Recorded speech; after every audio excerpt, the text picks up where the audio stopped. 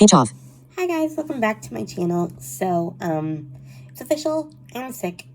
I have some sort of respiratory infection. Fun. So I am probably not swimming for at least a week. So I am amusing myself by making videos, in my isolation. Hopefully I don't sound too horrific, but yeah, so I kind of wanted to do a video talking about my favorite, like, childhood middle grade books, kind of, maybe more like series, authors, I don't know, just kind of getting nostalgic and going back in time to my childhood and why I like the books, or just, I don't know, core memories, I guess. It's just fun. So I guess this is kind of like my history with middle grade. So I'll just get started. I have a kind of unique history with middle grade books because I started reading middle grade when I was very little. I was like 3. Literally as far back as I can remember my mom reading to me, it was chapter books. For some reason, she was not a fan of picture books, and because I'm blind, I didn't need picture books, and I was willing to sit still, so I had a larger attention span than most kids. I also have osteoporosis, which means I couldn't really do a lot of physical things. So therefore, my favorite thing to do was to sit and be read to or listen to an audiobook. So my mom read to me from chapter books since I was really small. The only 2 picture books I remember her reading to me were Are You My Mother and The Little Engine That Could. I loved both of them, but she did not. She was sick of them. So, yeah. We started chapter books pretty early, and I enjoyed them. I think the first chapter book I remember her reading to me was Charlie and the Chocolate Factory, and we read that repeatedly over the years. So, yeah, we went through Roald Dahl's collection. We read The Witches. We read Matilda. Those are some of the early ones. And then we started reading The Chronicles of Narnia. We went through a lot of those in Spanish. I should add that a lot of these books were in Spanish. Most of them were in Spanish. I don't think she started reading English to me until I was older. So, yeah. But we read those, and like I said, we read The Chronicles of Narnia, and when I was older, I read some of the Harry Potters in Spanish, even though I read those on my own too, but I think I got more out of them when she read them to me. Screensaver. Oh, that was my Apple TV talking. Anyway, yeah, we started really early with middle grade. And I kind of kept going on some of the series that she stopped. Like, we read some of the Ramona books, and then I went back and read the whole series on my own. I really identified with Ramona. I know Ramona is kind of a troublemaker, and a lot of people kind of take issue with her now. But I think she just thought like I did, like how dumb grown-ups were, and like I could really identify with her. And honestly, I could only wish that I had the guts to do half the things Ramona did. Like I said, I know she wasn't the best influence in the world, but she made me see myself. And I also think the Ramona books just, like, give you a sort of, kind of, I guess, a sense of reality. Like, they acknowledge that kids notice what's going on, like, when parents are worrying about money, like when Ramona's dad lost his job in one of the books. It was a whole thing. And people act like kids don't notice when you're worried about stuff. And so it kind of got into the kid's head about what they're thinking about when they're worried. So it was very, I guess it spoke to me. But yeah, anyway, like I said, I read middle grade books from a very young age, and my mom sort of turned me into a book snob. So by the time I got to like 3rd grade and was able to read middle grade books on my own, I was definitely into the bigger middle grade books. And I remember I started, okay, so I went to a school for the blind from preschool to 2nd grade, and then I started at a regular school with sighted kids from 3rd grade on. And I remember my resource teacher was kind of testing me on, like, the books like, just my reading level, I guess. So she had me reading some of the little kid books, like Green Eggs and Ham, and I remember thinking they were so dumb. And again, probably because I started reading more advanced things at a very young age. I'm not criticizing Dr. Seuss, and I'm not calling your kids dumb for liking Dr. Seuss. I just remember being like, this has no plot, and this is dumb. And then I remember our third grade teacher read us Amelia Bedelia, and I also thought she was dumb. I thought her name was dumb. I thought her stories were dumb. Like, and again, I know these are popular books. God help me. I'm probably insulting every child on the planet, but like I said, Mom made me a book snob. When she started nannying when I was 12, when she went back to work, she would come home complaining that she hated the picture books that they were making her read, which is hilarious. I'm like, well, not everybody is reading Shakespeare at the age of 3. I mean, okay, I'm not reading Shakespeare, but you know. Anyway, but yeah, she read to me a lot, and I started reading a lot of books myself. So yeah, I talked about Beverly Cleary, but another very influential author for me was Judy Blume, in different ways. Miss Schindler, the resource teacher I was referring to, read Tales of a Fourth Grade Nothing, and which is the first book in the Fudge series. I know that Fudge is a boy, and Peter Hatcher is also a boy, but that was my favorite of Judy Blume's books. I never got into the girl books for some reason, but yeah, I sort of fell in love with Judy Blume in chapter 3 of Tales of a Fourth Grade Nothing, because I was a very picky eater, and that chapter was about Fudge refusing to eat. And, yeah, I would go on hunger strikes as a kid, to the point that I was hospitalized with an IV for refusing to eat broccoli. You know, it was a standoff. You're not leaving the table until you eat that broccoli, and went a little too far because it was a power struggle. Needless to say, I don't eat any vegetables now because they were terrified of me. Anyway, right. Memory lane, sorry. My point is that in this chapter, Fudge didn't eat, and his dad had told him in a moment of desperation, if you don't eat this cereal, you're going to wear it. And, you know, he dumped the bowl of cereal over his head. And the day before that Miss Schindler read us that chapter, my dad told me a similar thing in a similar moment of desperation. If you don't eat that soup, you're going to wear it. I mean, in my dad's case, he didn't actually do it. But after I read Fudge, I was convinced that it was a distinct possibility. So I, kind of decided to, for the most part, eat what was put in front of me, apart from most green things. Anyway, so yeah, I love the Fudge books, and as I said in my last video, I, read Are You There, God, It's Me, Margaret, and that, I read that way too young, and I learned all about periods, which was horrifying to me at 8 or 9 years old. I asked my mom. I mean, I think she was relieved because she didn't have to actually tell me about it. I just asked her if this was true, if this horrible thing happened, and she goes, oh yeah, it's true. And that was pretty much how we had the talk. That was the end of the talk. She's like, oh, thank you, Judy Blume. You saved me. But yeah, from then on, I was not interested in reading any of the girl Judy Blume books. I stuck to Fudge and was very happy about it. Let's see, other books I liked. Anne of Green Gables, all of them.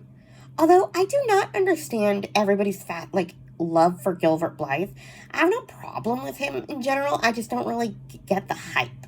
He's fine, but I never read it for him. I never gave a care if Anne ended up with him or anybody else.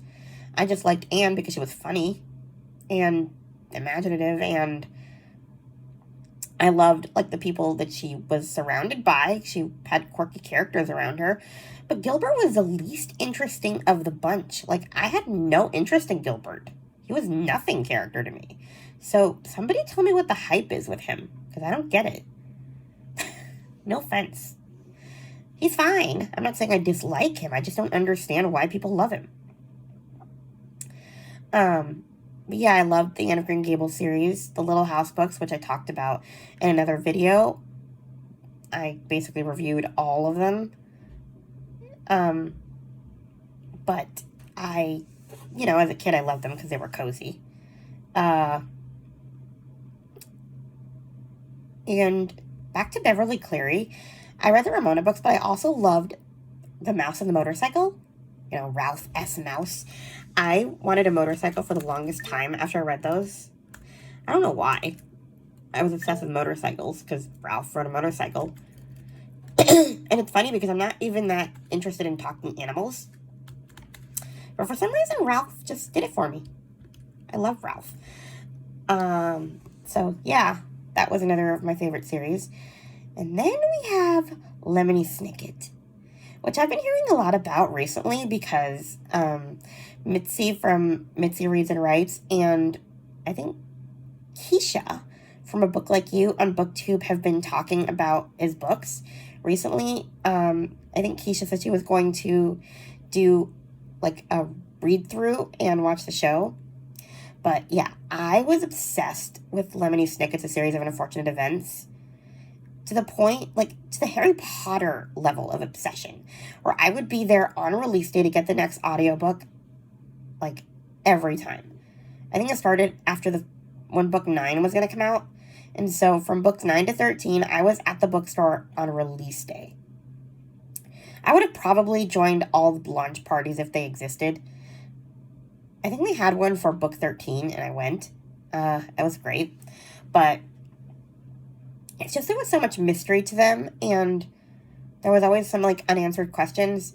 But I have to admit, by the time I got to book 13 and the end of book 13, I wasn't satisfied. So there was a big part of me that was like, oh, kind of a letdown. And I haven't really watched the entire TV show because I kind of want there to be some surprises left. I don't know. It's just such a nostalgic series to me, and I still want there to be some mystery to it left. So I'm afraid to finish. Because they did change some things in the show, from what I understand. So I sort of hoped that I would get more answers to my questions, but at the same time, I don't want to be disappointed, so I never finished the series. And I also have another story connected with the series.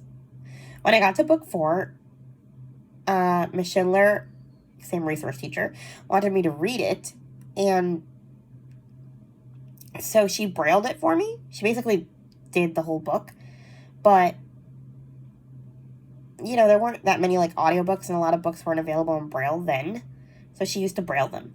And her biggest problem when she brailled books was that I would finish them in a day. A book that took her a month to produce in Braille took me a day and a half to read. So this book, she decided to give me a little incentive to slow down. So she implemented some bookish torture and gave me 2 chapters a week. So I had to read that book in slow motion. I mean, on the one hand, it was great because I got to savor it, but on the other hand, it sucked because I had to wait, especially when there was really good parts. I mean, can you imagine, getting your favorite book in, little parts, like Harry Potter? I mean, everybody loves Harry Potter. Well, maybe not everybody, but, it's, one of the most popular series in the world. So can you imagine getting 2 chapters a week of that? You'd probably lose it. I don't think Lemony Snicket was to that level, but still. But yeah, it was crazy. I think after that I stuck to the audiobooks. I was like, no, you're not doing that to me. Not with this series. Any other series, but not this one. So yeah, I loved the books a lot. And I don't know, I might do a reread. Although I am curious, because one of the things I liked about them was that they were scary. I'm wondering if they'll still be scary as an adult. I mean, Tim Curry narrates them, and his Count Olaf voice is terrifying. And so I wonder if they'll be scary. Because when I was watching the TV show, I didn't find that scary at all. I just found it amusing. Count Olaf was such a dork. He just made me laugh. I'm like, I remember being terrified of these books, and this guy is like comedy gold. So, I don't know. Anyway, let's see. The other books I read as a kid were Junie B. Jones. I'm not sure if I still endorse Junie B. Jones. Kind of looking back on her, she's sort of a brat. I mean, she's funny, but she's kind of bratty. So, I don't know. They were okay. Oh. And Magic Treehouse. I think that was my first middle grade series that I read myself. I mean, I don't think I've ever read all the books, but I remember the first one I ever read was Midnight on the Moon, where they go to outer space. Well, the moon, to be specific. And I was instantly obsessed with everything outer space. I loved, like, the idea of the spacesuits and the helmets and no gravity. Like, the whole thing was great.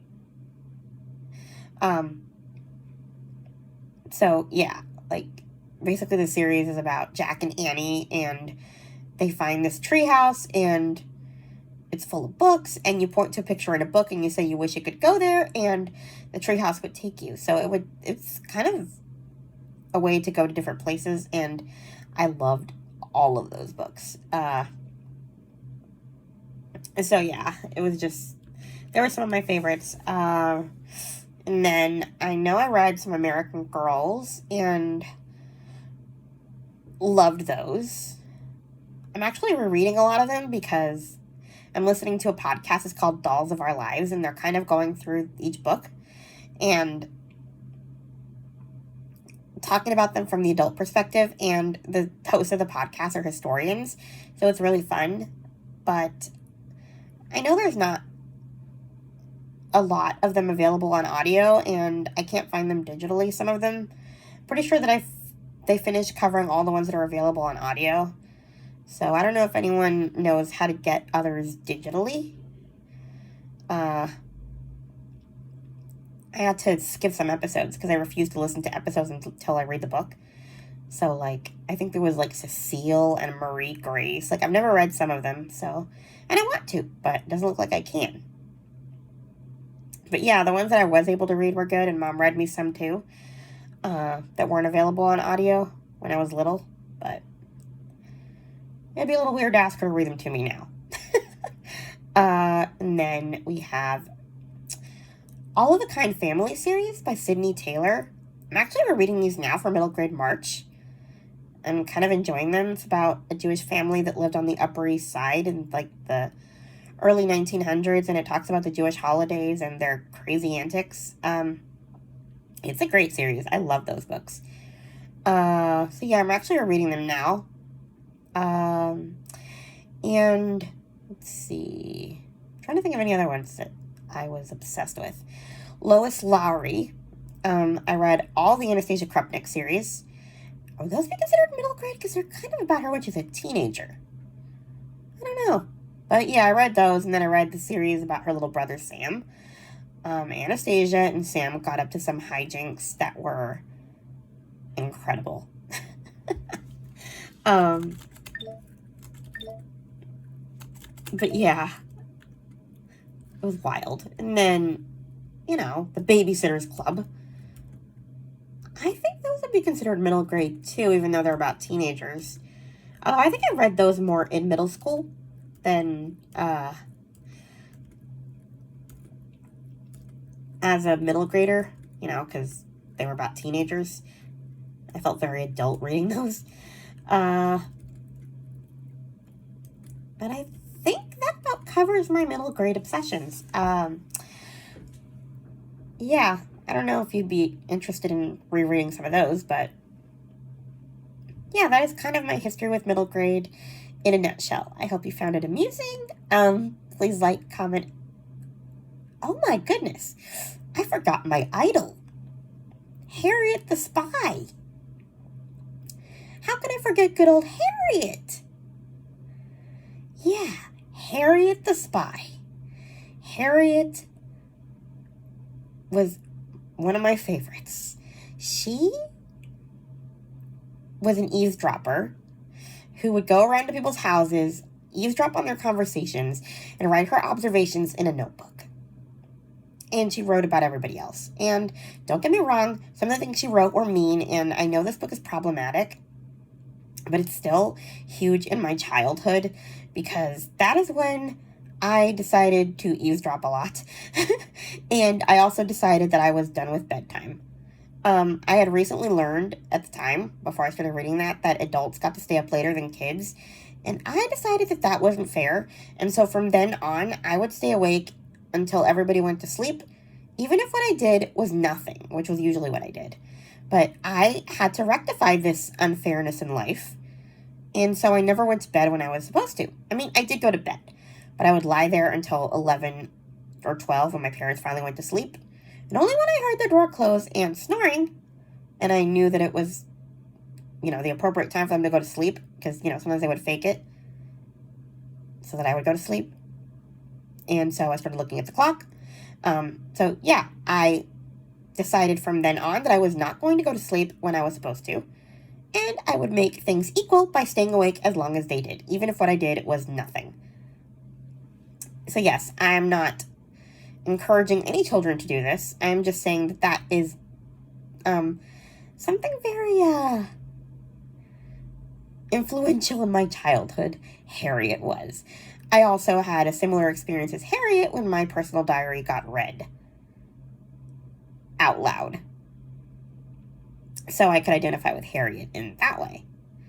Like I said, she's probably not the most well-behaved protagonist. I mean, that's partly why I loved her, but, and she was probably a bad influence, but she was definitely an influence in my life. So I cannot believe that I forgot Harriet the Spy. Anyway, now I'm really done.